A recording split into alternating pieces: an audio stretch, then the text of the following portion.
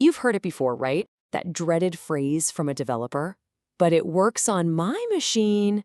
It's pretty much a signal that things are about to get complicated.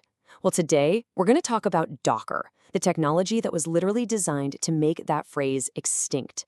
We're going to break it down and make it super simple. So here's our game plan. First, we're going to dive right into that developer's nightmare. Then, we'll imagine a world without any buts. After that, we'll get into the nitty-gritty of Docker's building blocks, see how it all works in a modern workflow, and finally, show you the new superpower that this all gives you. Okay, so to really get why Docker is such a big deal, you first have to feel the pain that it solves. It's this universal headache in the world of software, and it all comes down to one single phrase that every coder absolutely dreads hearing. And there it is, the 6 most infamous words in all of tech. You know the scene. A developer spends days, maybe weeks, on a new feature. It runs perfectly on their laptop. But the second they send it to someone else or push it to a server, boom, it all falls apart. That's the nightmare. And here's the thing, it's not just some lazy excuse. The truth is, our computers really are different.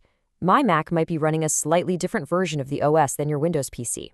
Maybe I have a newer version of a specific library. Or you have a tiny little configuration setting that's different from mine. Any of these small variations can cause huge, completely unpredictable problems. So, how do we escape this chaos? How do you create a world where it works on my machine actually means it's going to work on every machine? Well, that is precisely where Docker comes in. It was built from the ground up to solve this exact problem. Here's the core idea, and it's brilliant. Docker lets you take your application, your code, and absolutely everything it needs to run, all the libraries, the tools, the settings, and you bundle it all up into one neat little package. This package is called a container. And this container is a perfect self-contained little world for your app to live in. Now, you might be thinking, hey, doesn't that sound like a virtual machine, a VM? And that's a great question, but there's a huge difference. A VM pretends to be an entire computer with its own full operating system. It's massive, slow, and takes up a ton of resources. A Docker container is way smarter. It just shares the operating system of the host computer, which makes it incredibly lightweight and lightning fast to start up. So how does Docker pull off this magic trick? It really comes down to 3 key parts, 3 essential building blocks: the image, the container, and something called a Dockerfile. First up is the Docker image. The best way to think of this is like an architect's blueprint. It's a read-only template that has every single instruction for creating your application's environment. It's what's called immutable, which just means it can't be changed once it's made. And it has a version number, so you always know exactly which blueprint you're using. Okay, so if the image is the blueprint, what's the container? Well, the container is the actual house that you build from that blueprint. It's a live, running instance of an image. This is the isolated little bubble where your application actually runs, completely separate from everything else. And you can start them, stop them, and get rid of them in a snap. So that leads to the next question. How do you make the blueprint in the first place? You do it with a Docker file. And honestly, it's just a simple text file. That's it. It's like a recipe. It lists out, step by step, all the ingredients and instructions needed to build your image.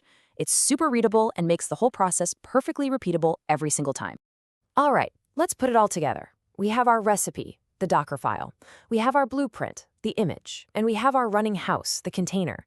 Now let's see how these all click together in a real-world modern setup.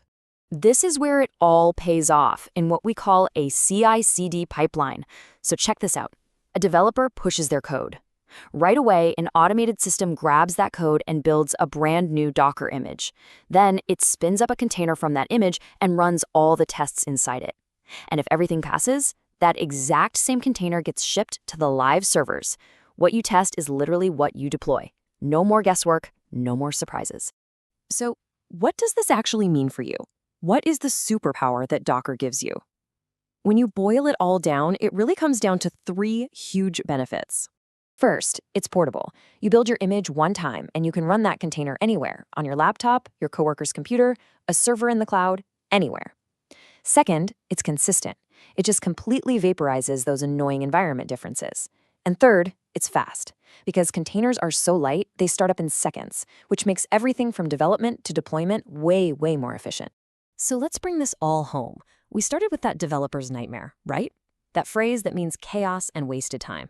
And now we've seen the solution.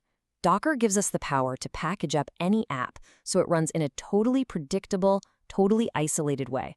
Plain and simple, it solves the "it works on my machine" problem forever. By guaranteeing that the thing you build is exactly the same thing that runs everywhere else, Docker gives you the confidence and the speed to be more creative and build better, more reliable software.